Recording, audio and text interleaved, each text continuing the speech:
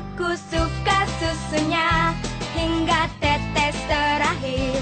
Aku suka coklatnya hingga tetes terakhir.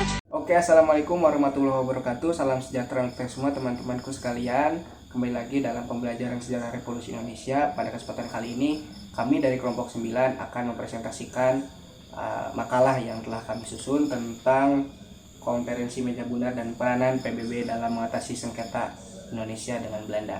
Pada kesempatan kali ini, kita akan membahas tentang latar belakang terjadinya konferensi meja bundar. Selain itu juga akan dibahas tentang kronologis jalannya konferensi meja bundar, lalu dampak diselenggarakannya konferensi meja bundar, dan peran PBB dalam menyelesaikan sengketa Indonesia dengan Belanda. Baik, langsung saja ya teman-teman, kita masuk ke dalam agenda pembahasan yang pertama, yaitu latar belakang dari peristiwa konferensi meja bundar yang akan disampaikan oleh Ramdan Prasetyo. Kepadanya disilakan. Wabarakatuh. Selamat sore bagi kawan-kawanku. Semoga sehat walafiat.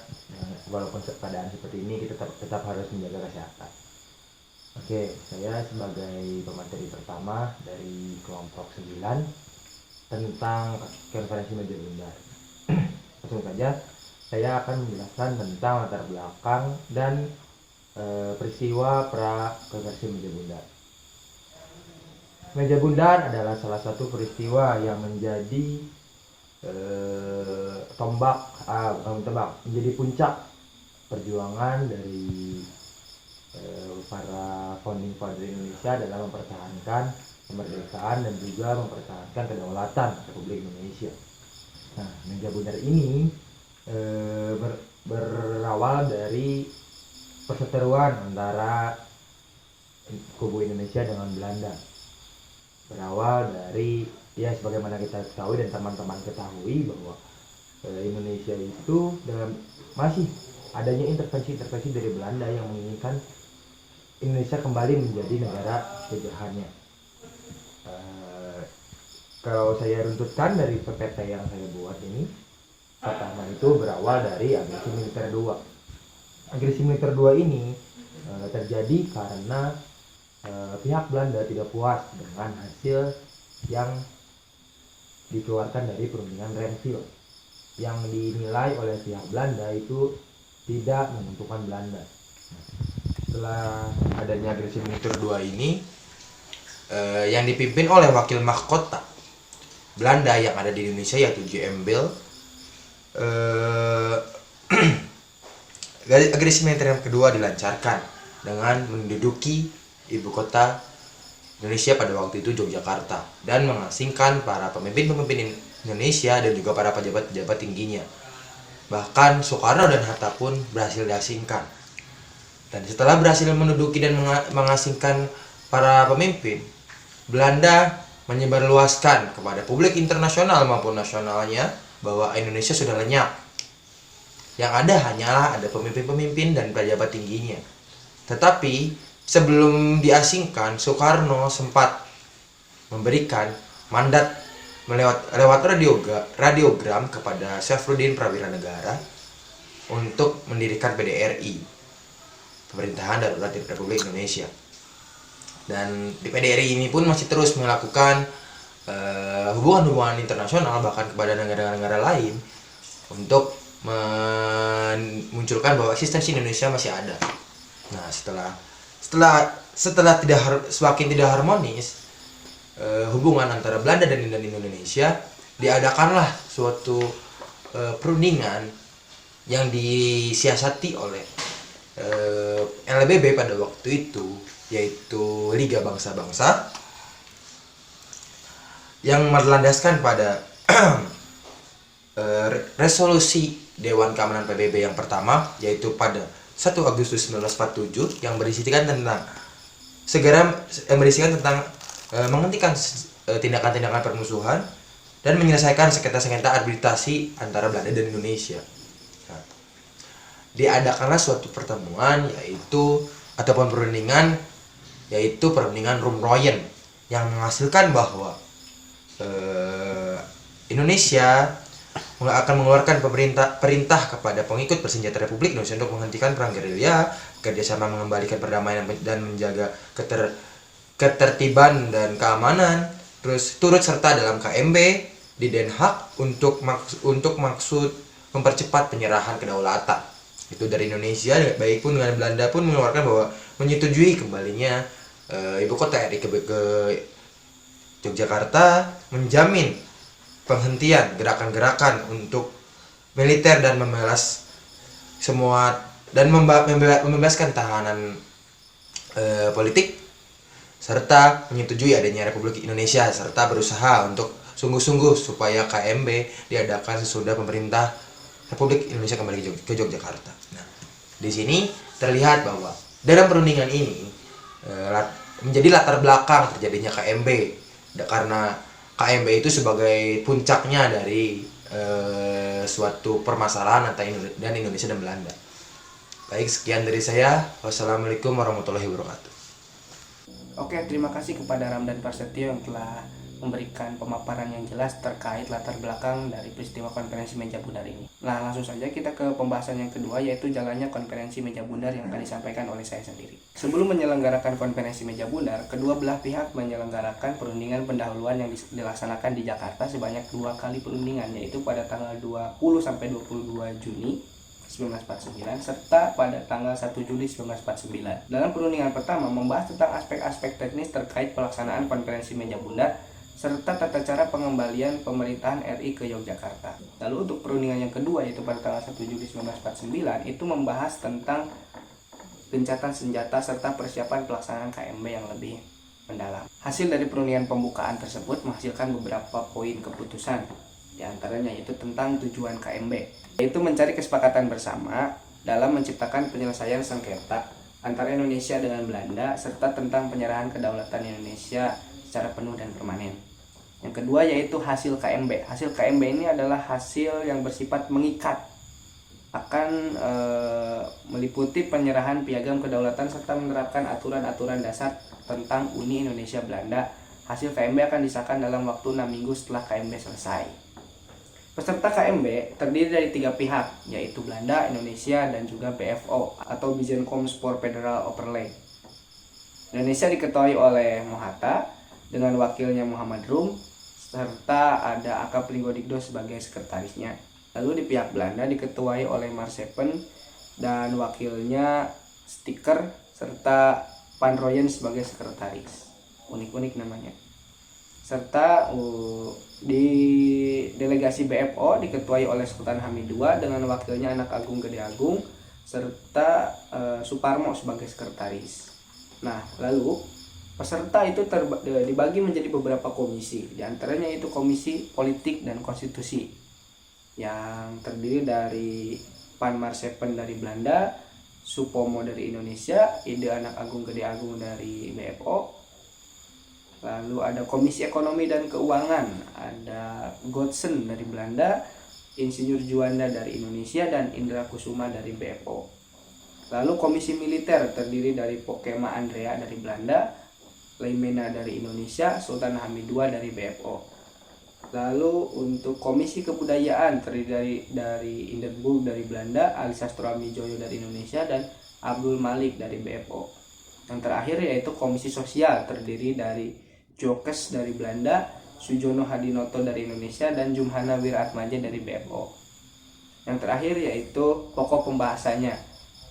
Pertama, terkait politik tentang UUDS RIS, aturan tentang bentuk perundangan negara federal, pemilihan umum, dan sebagainya. Terkait ekonomi, membahas tentang utang piutang. Terkait militer, tentang penarikan angkatan perang Belanda. Lalu reorganisasi tentara, dan sebagainya. Tentang kebudayaan, membahas tentang pendidikan. Terkait sosial, membahas tentang masalah kedudukan, status pegawai sipil, dan sebagainya.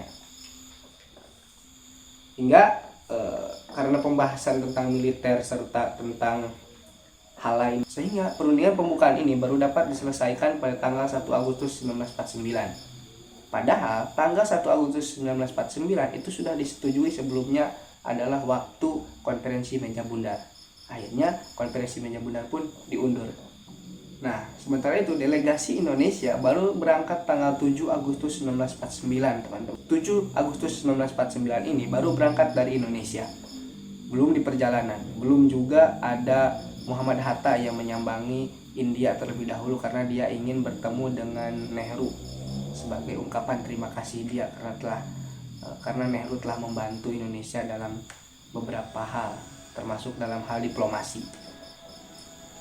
Dan baru tiba itu di Bandara Schiphol itu tanggal 11 Agustus 1949. Lalu dari delegasi Indonesia mengajukan untuk pengunduran konferensi meja bundar. Karena apa? Karena mereka ingin merayakan kemerdekaan Indonesia pada tanggal 17 Agustus 1949 bersama dengan delegasi BFO dan warga negara Indonesia di Belanda. Akhirnya pelaksanaan KMB baru diselenggarakan pada tanggal 23 Agustus 1949, teman-teman. Pukul 14.15 itu dibuka. Yang diselenggarakan di Ridderzaal, gedung kesatriaan di Den Haag, Belanda. Tempat tersebut merupakan bekas kastil berbentuk opal warisan abad pertengahan di kawasan Binnenhof, Den Haag. Gedung ini sekarang menjadi tempat upacara kenegaraan. Jadi pembukaan KMB diawali dengan pidato dari masing-masing ketua delegasi serta dari ketua UNCI yaitu Tom Chrisley. Kemudian dibuka oleh Perdana Menteri Belanda sekaligus ketua pelaksana KMB yaitu Willem Drees dengan mengetuk palu tanda KMB dimulai. Selain pembukaan KMB, agenda berikutnya adalah pembentukan komisi pusat dan personalianya yang anggotanya terdiri dari semua ketua delegasi serta seluruh anggota UNCI. Komisi pusat ini membawahi 5 komisi yang tadi saya sebutkan, yaitu Komisi Politik dan Konstitusi, Komisi Militer, Komisi Keuangan dan Ekonomi, Komisi Kebudayaan, dan Komisi Sosial. Ada 3 pembahasan yang paling banyak disoroti karena sangat lama sekali, sangat tarik ulur sekali, yaitu pembahasan tentang utang piutang, masalah UNI serta militernya, dan terakhir itu masalah Irian Barat. Nah, permulaan perundingan KMB di Komisi Politik dan Konstitusi itu terkait masalah Uni Indonesia Belanda. Menurut pihak Belanda, kerjasama Indonesia Belanda itu harus dikepali oleh Ratu Belanda yang disebut sebagai mahkota Uni. Mahkota Uni ini akan digantikan secara turun-temurun, dimulai dengan Ratu Juliana. RI dan BFO menolak usulan tersebut, teman-teman, karena itu artinya Indonesia harus tunduk kepada Belanda. Jikalau seperti itu, harusnya keberadaan mahkota itu hanya sebagai simbol saja gitu. Tidak harus adanya sebuah kekuasaan yang mengikat gitu. Dan juga tidak memiliki fungsi hukum internasional juga gitu. Nah, akhirnya pada tanggal 16 sampai 18 September 1949 untuk mengatasi kemacetan dari penentuan Uni Indonesia Belanda ini, Komisi Politik dan Konstitusi ini mengadakan sidang kecil-kecilan di Namur, Belgia. Panitia kecil yang terbang ke Belgia itu yaitu Van Rooyen, Muhammad Rum, Anak Agung Gede Agung, dan Merle Kohran dari UNCI sebagai pihak penengah. Hingga akhirnya berakhir dengan kesepakatan bahwa mahkota Uni tersebut sifatnya sukarela dan kekal antara sekutu-sekutu Uni. Sekurang-kurangnya 2 kali setahun akan diadakan konferensi para menteri, masing-masing per tahunnya akan mengangkat sekretaris jenderal Uni.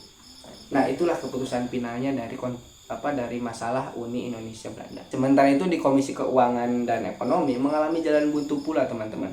Bicara tentang utang piutang itu dilakukan oleh IR Juanda yang ditemani oleh Sumitro Joyo Hadikusumo serta ada Muhatta juga di sana. Dasar dari perundingan tersebut adalah Republik Indonesia harus menanggung utang sebanyak 6,1 miliar gulden. Utang tersebut dibedakan menjadi 2, yaitu utang internal berupa pencetakan uang, lalu pengeluaran surat berharga bank, lalu bon pemerintah sebanyak 3,1 miliar gulden. Lalu utang eksternal itu sebanyak 3 miliar gulden. Nah, singkatnya, pada tanggal 24 Oktober 1949, Indonesia menyetujui bahwa harus mengambil alih utang yang seluruhnya berjumlah 4,3 miliar gulden. Dari utang tersebut dibagi beberapa, yaitu ada 3 miliar gulden utang dalam negeri, 1,29 miliar gulden dari utang luar negeri, dan 420 juta gulden utang kepada negara lain. Ketiga, yaitu tentang sengketa Irian Barat. Delegasi Belanda mengusulkan untuk tidak mengikutsertakan Irian Barat dalam pengakuan kedaulatan nantinya. Sedangkan RI dan BFO bersikukuh dong bahwa wilayah Irian Barat juga harus termasuk ke dalam wilayah Republik Indonesia Serikat. Delegasi Belanda menolak usulan RI dan BFO, bahkan mengancam untuk mengundurkan diri dari pelaksanaan konferensi meja bundar ini.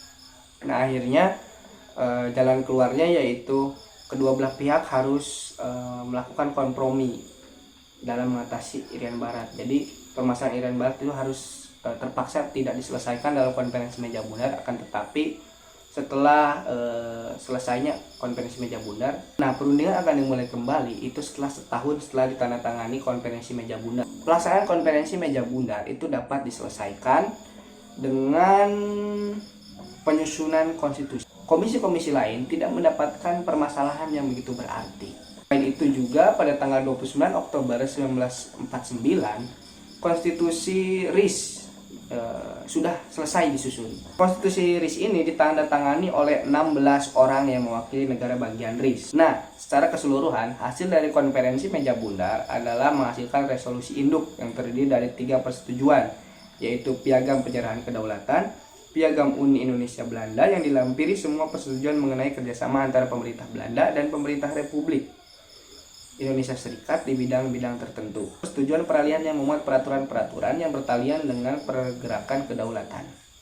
Setelah diterimanya persetujuan KMB dan terbentuknya negara Republik Indonesia Serikat, Nah, akhirnya pada tanggal 27 Desember 1949 diadakan sebuah upacara penandatanganan naskah penyerahan kedaulatan oleh kedua belah pihak. Pihak Belanda ditandatangani oleh Ratu Juliana dan Perdana Menteri Willem Drees, lalu Menteri Seberang Lautan Mr. Sassen, dan Ketua Delegasi Republik Indonesia Muhammad Hatta, Menteri Seberang Lautan Mr. Sassen, dan Ketua Delegasi Republik Indonesia Serikat yaitu Muhammad Hatta. Nah, itulah rangkaian atau kronologis peristiwa atau kronologis dari jalannya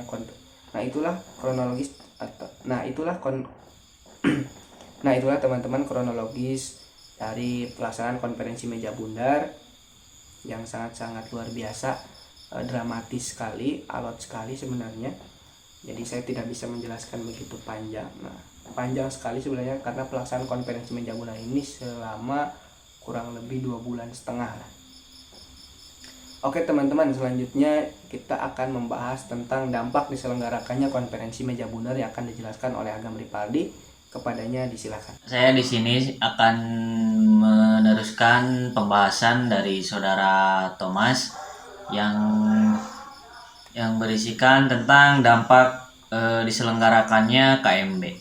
Dampak dari diselenggarakannya KMB ini untuk menghentikan kerusuhan antara Indonesia dan Belanda yang diresolusi oleh Dewan Keamanan PBB yang disponsori oleh Amerika Serikat.